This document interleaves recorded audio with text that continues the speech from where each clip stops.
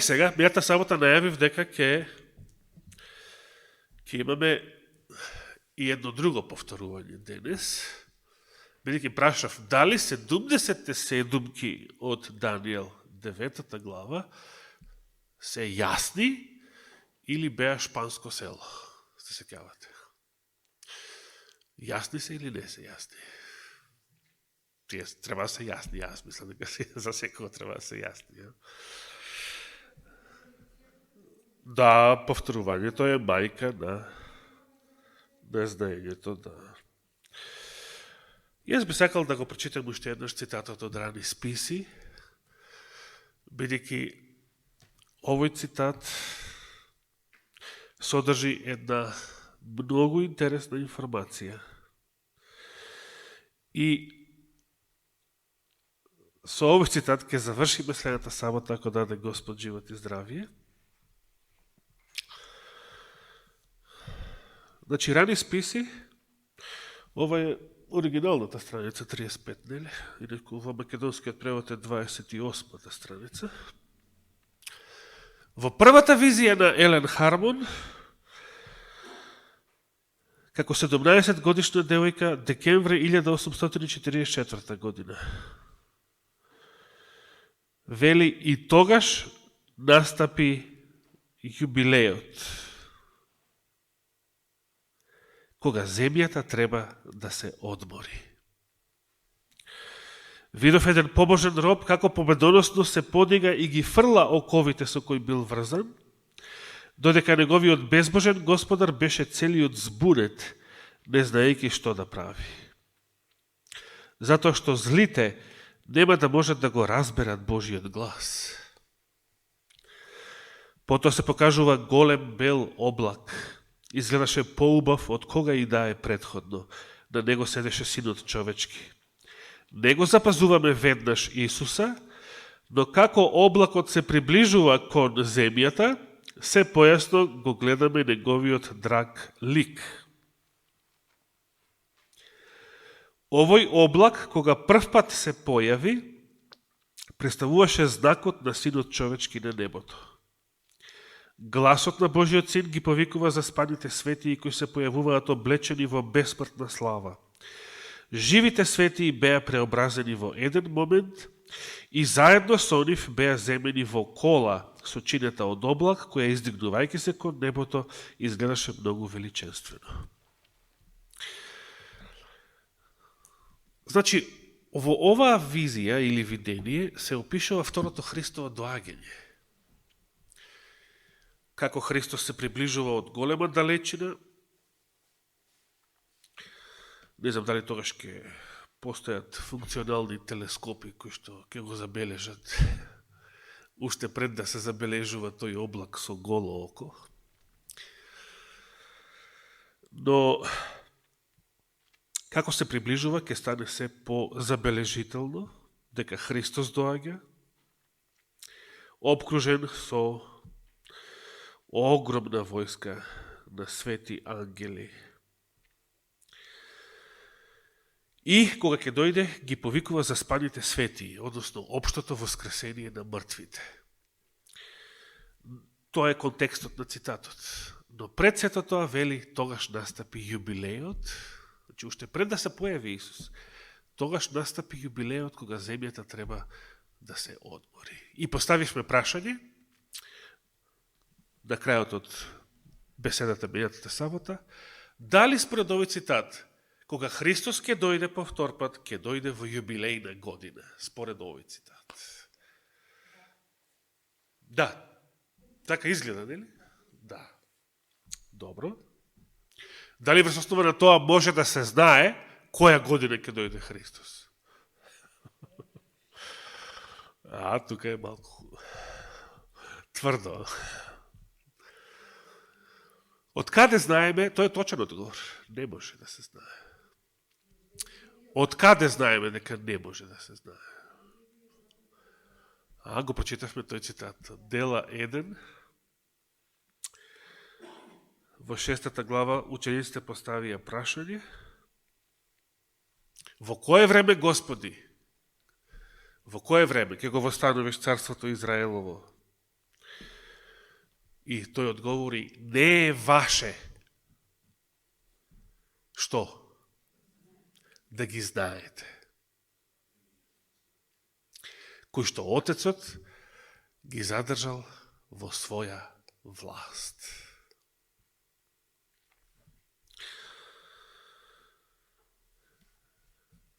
Значи, ги знаеме ли времењата? Кога Господ ќе дојде, која година ќе дојде, која година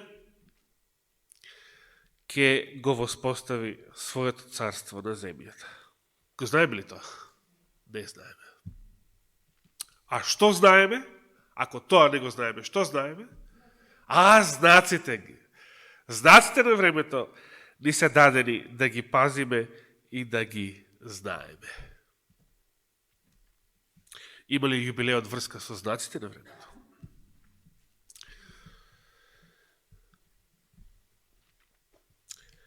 Ке одговориме коречно следната сабота, ако даде Господ живот и здравие, дали врз основа на овој цитат од Елена Вајт може да се знае кога, дури која година ќе дојде Христос, ако е точно дека ќе дојде во јубилејна година.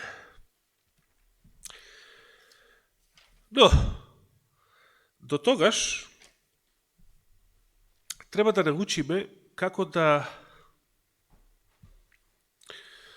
да научиме што била јубилејната година, како се броеле јубилејните години и дали може да се знае денес или било кога во минатото кои години биле јубилејни години. Како е дефинирана јубилејната година? За јубилејните години имав одржано две проповеди многу одамна, на 1 и на 8 јануари 2000 година, но тие тогаш не беа снимени, затоа што брат Данило и сестра Перса беа на Аџилук во Египет и Израел. За тој Божик. А он тогаш ми ги снимаше, во тој период, ми ги снимаше проповедите на мини диск, се сеќава. Па не е на одмет да се подсетиме малку, барем за некои работи, како Библијата ја дефинира јубилејната година, односно како Господ ја дефинирал за израелскиот народ. Одиме во Левитска книга, 25 глава. Која година била јубилејната година? Која година била јубилејната година? Како? 50-та. 50-та? Од што 50-та? Ајде видиме. 25 глава, почнуваме од првиот стих. Го најдовте тоа место. Левит, или трета книга Мојсеева, 25 глава. Почнуваме да читаме. И му рече уште Господ на Мојсеј на планината Синај велејки. Јави им на синовите на Израел и кажи им, кога ќе дојдете во земјата што ви ја давам јас, значи хронолошки елемент, кога ќе дојдете кога ќе ја населите земјата што ќе ви ја дадам јас, земјата што ви ја давам нека празнува, земјата нека ја празнува саботата Господова. Како тоа земјата ќе ја празнува саботата? Значи луѓето требало да празнуваат сабота, 6 дена по 6 работни дена, саботниот ден да им биде одмор, тогаш да не работат, а како земјата ќе празнува сабота Господова, 6 години засејуваја нивата своја и 6 години режи го лозието свое и прибирај ги плодовите нивни, а во 7-та година е сабота за земјата. Значи, земјата како празнува сабота,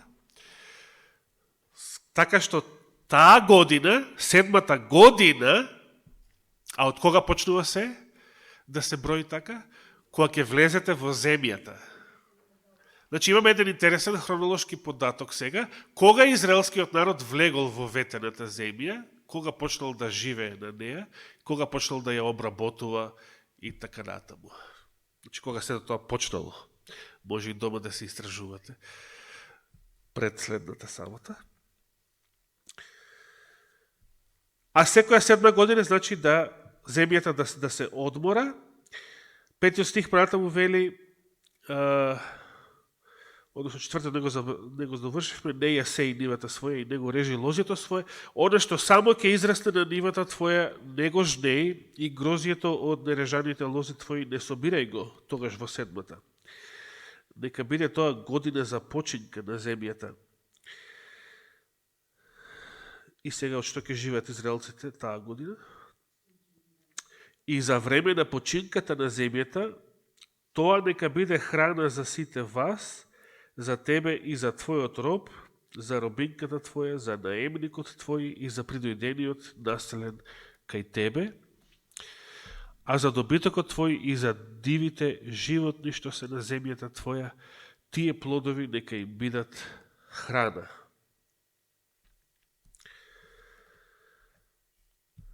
Тоа се саботните години, така, секоја 7.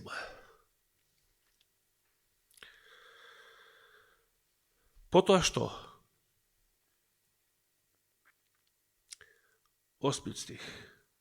И изброј 7 саботни години. Како ќе ги изброиш овие? 7 пати по 7. 49. Кои се тие 7 саботни години? Ги споменав мијатата сабота. 7-та, така. Значи 6 години се сеело, се жнеело. 7-та е одмор. После, која е следната саботна година? 14-та, после? Значи сите делеви, сите, како се вика, заеднички содржатели на бројот 7. 21, 28, 35, 42 и која е 7-та саботна година? 49-та. 49-та е значи саботна година, бидејќи е 7-та саботна година. Значи изброј 7 саботни години, 7 пати по 7, за да ти излезат во 7-те саботни години 49. И затрубете го со трубен глас по целата земја ваша 7-миот месец. Во 10-тиот ден од месецот, во денот на очистувањето, затрубете со труба по целата ваша земја. Зошто?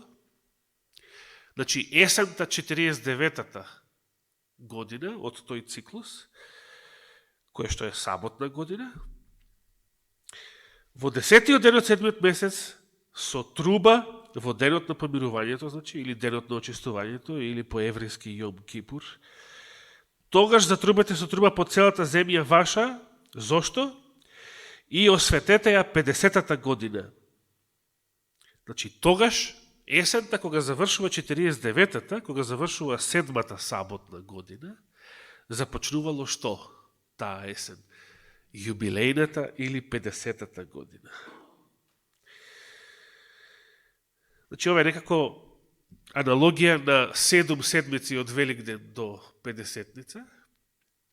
7 седмици ќе завршите на 49-ти ден, сабота, и 50-ница секојаш се паѓа во недела, како и Христовото воскресение. Од кога почнале да се бројат тие 50 дена до 50-ница.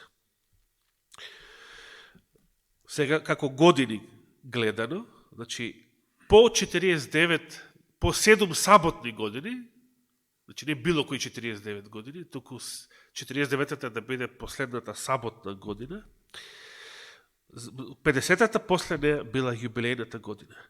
И објавете слобода по земјата за сите жители. Тоа да ви биде јубилеј и секој да се врати на својот имот и секој да се врати при родот свој. Значи се поништува што? Секој робство се поништува. Пред тоа се споменува и робинки, и робови, се споменува за време на саботните години. Но сега слобода за сите. Слобода за сите. И секој да се врати на својот имот, старите граници, се бришат сите долгови.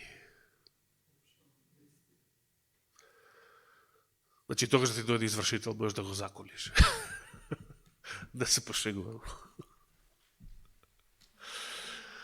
се бриша општа амнестија, да, за сите долгови, ослободување на сите робови, ослободување на сите затвореници. А што кажуваше Христос во месијанското пророштво?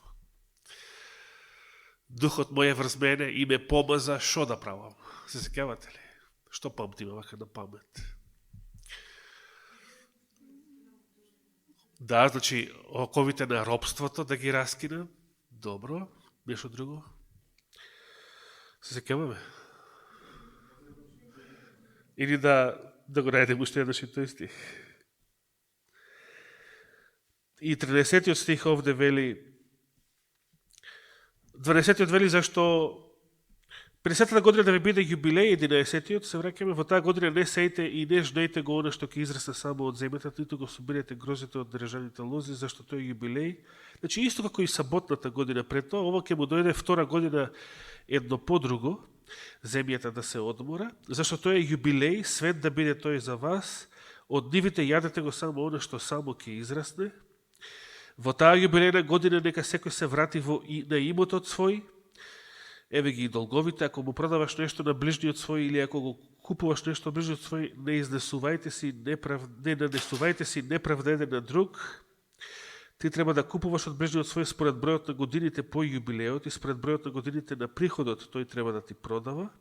Ако остануваат многу години, зголемија цената, ако остануваат малку години до јубилеот, значи намалија цената, зашто определен број годишни жетви ти продава тој. И така натаму, и така натаму.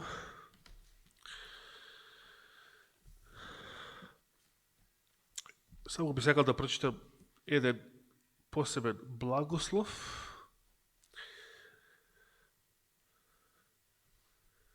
А тоа е 20 стих. Ако кажете што ќе јадеме во 7-та година, кога не сме посејали ништо и не сме собрале производи наши, значи, земјата треба да се одмора секоја 7, а после кога ќе се одмора и јубилеот, тоа ќе бидат 2 години едно по друго. И 49-та и 50-та.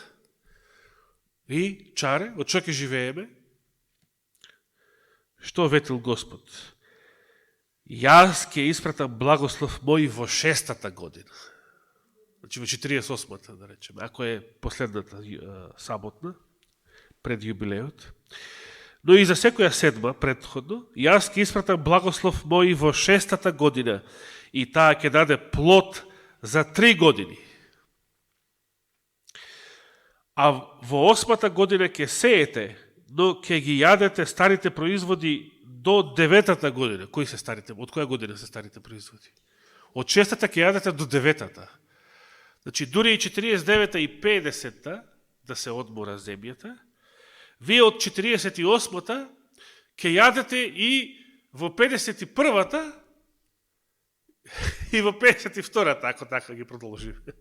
Односно, ќе јадете во 2-та и 3-та година од новиот циклус. Бидејќи 50-та година, ова запаметете го, овде грешат множина кога сакаат да ги бројат јубилејните години.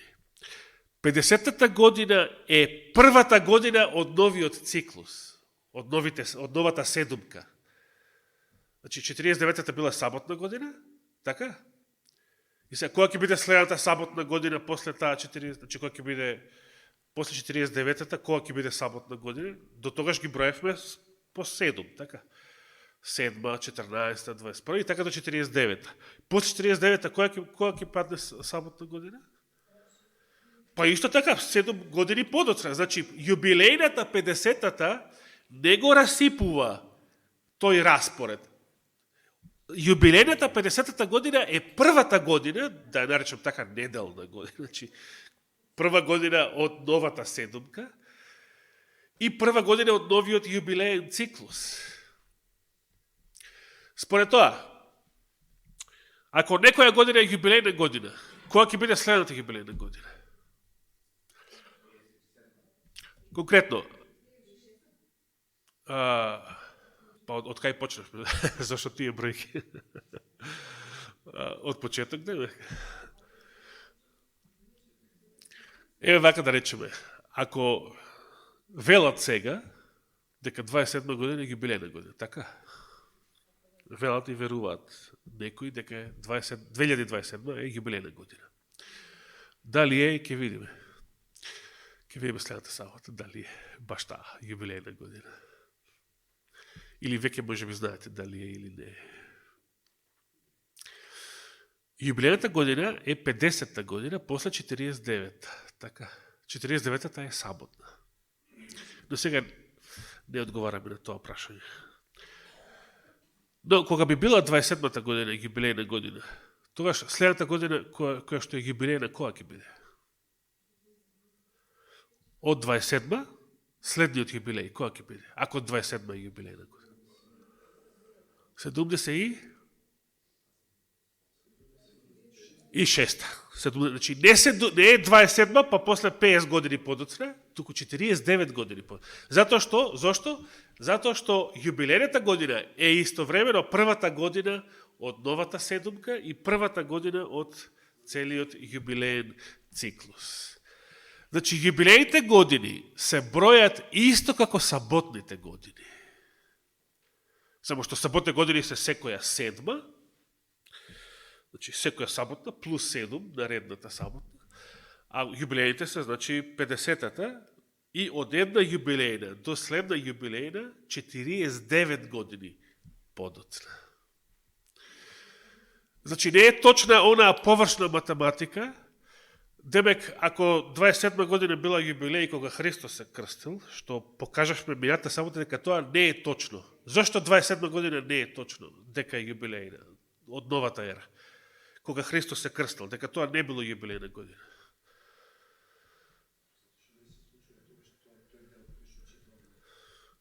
Добро, да, затоа што не го читал тогаш, да. Меѓутоа, што друго знаеме за 27-та година? Кога Христос се крстил. Каква година била таа? Како? Саботна година. Ако е саботна година, може да биде јубилејна година исто време. Не. Значи, саботна година, најблиско до јубилеј е 49-та година, од некој јубилејен циклус. А јубилејната е веднаш по неја. Не може 50-та да биде 49-та. Како што не може да биде 50-та не е еднакво ни со 35, ни со 42, ни со сите предходни саботни години. Но, ние слушавме математика и од брат Никола, демек 27-ма, па после кога 77-ма, па и така демек во секој век 27-ма, 77-ма и така стигаме до 2027-ма. Така е? Не е така. Така не се бројат јубилејните години. Јубилејните години се бројат исто како и саботните години.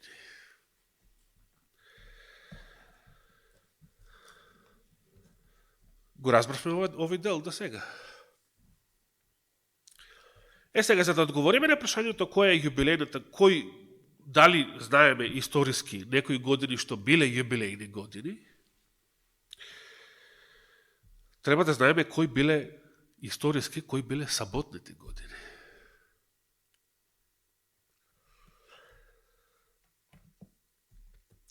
И сега доаѓаме до тој дел кога сакаме малку да повториме нешто од Данијел 9 глава, 70 седмици. Што му рече ангелот Гаврил на Данијела? 70 седумки, седмици, шавуим, се определени за твојот, значи за еврејскиот народ, 70.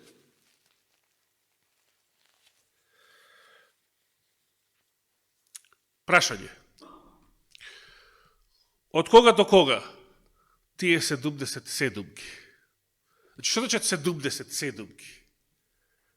70 седумки се определени 70 по 7 години, така? Што се тоа, 70 седумки? Тоа се саботни години, да, значи вкупно 490 години, но тоа се 70 саботни години. Кога почнува, се сеќавате? Година кога? 457? Кога? 457 година пред Христа, така? Како се вика таа година во Библијата? Ездра 7 глава, како е Ездра не напишал во 457. Не постел тој систем на бројење. Дури цели 6 века после Христа се уште не постел. Сметањето на годините пред и после Христа. Како ја нарекол Ездра таа година, кога царот Артаксеркс донесе декрет за кога излезе речта, заповедта да се обнови и да се изгради повторно Ерусалим. Така и Гаврил му вели на пророкот Даниел. Значи, знај и разбери од денот кога ќе излезе речта за обнова и изградба на Ерусалим. До помазаникот, до Христа. Христос и Хамашија, Месија, значи исто. Помазаник. До помазаникот ќе минат 7 седумки и 62, вкупно 69 седумки до помазаникот. А после помазаникот, по Христовото крштевање, останува уште една седумка, за да бидат вкупно 70, така. Така ли не е така? Треба да отвориме Даниел 9 глава, ја мислам дека го знаев тоа. Треба да утепаме уште време. 457 година. Добро? И сега доаѓа таа математика, што ја спомна Вики со нулата. Од 457 пред Христа. 400 и колку години до Христа помазаникот? 69 седумки. Колку се 69 седумки? 69 по 7. Така не? Многу добар алгоритам за... Значи, место да множи сега 69 по 7, ти знаеш колку се вкупно 70, па извади само една. 483. Од 457 пред Христа, есента. Зошто почнуваме од есента 457, кога царот Артаксеркс декретот го издал на пролет таа година, а зошто почнуваме од есен? Тоа го кажав и за Христовиот роден ден лани и го кажував пред 3 години за 70 седумки, така се викаше тогаш таа проповед, тоа беше последната сабота пред короната и последната сабота пред да имаме богослужение, интернет богослужение, после тоа цели 2,5 месеци, кога не доаѓавме во црква. 457. 57 пред Христа. Од есен почнуваме. Зошто почнуваме од есен? Затоа што саботните години почнуваат од есен, да. Од 1.7. до 1.7. А јубилејната од кога прочитавме? Од 10.7. Јубилејната. Од Јом Кипур до Јом Кипур само за 50-та.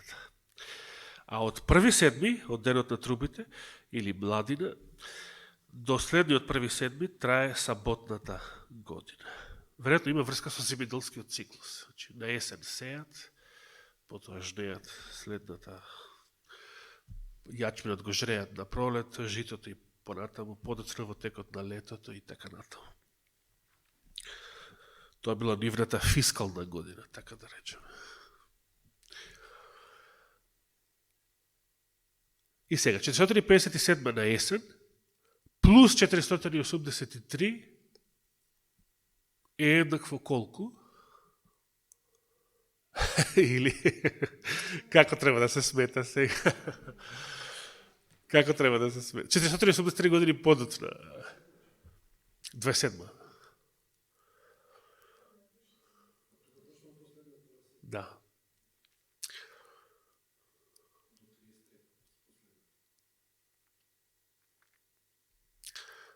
Значи, есента 27 година од новата ера. Сонја, с нешто на дигитално сметаш?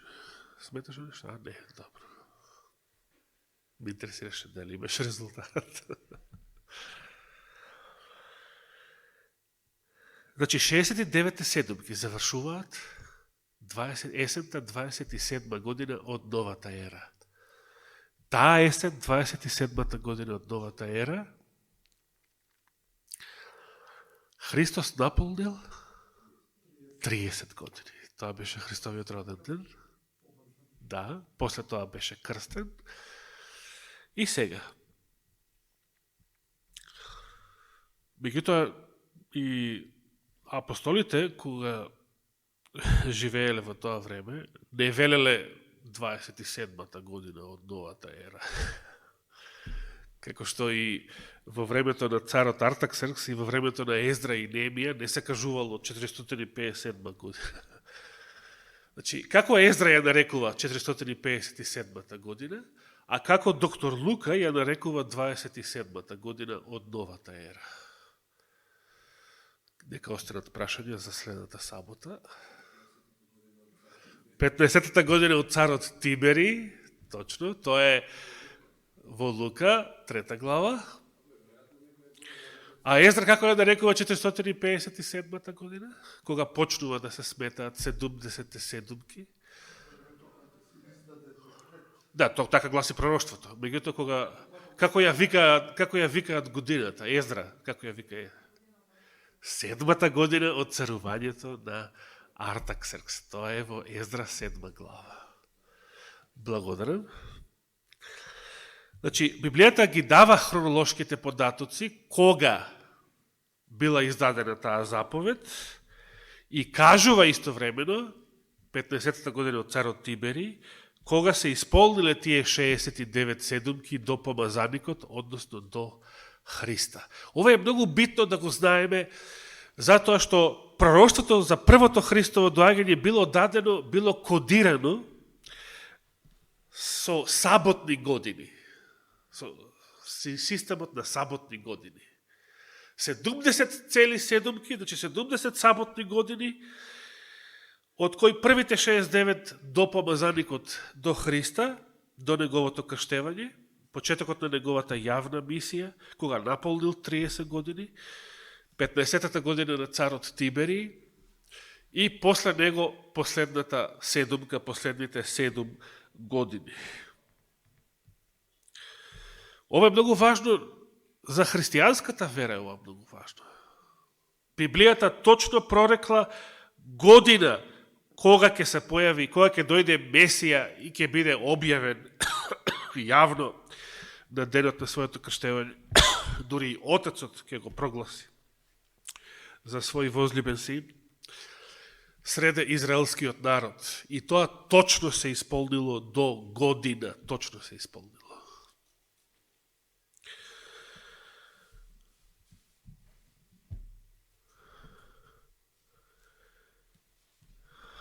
Тука ќе застанеме.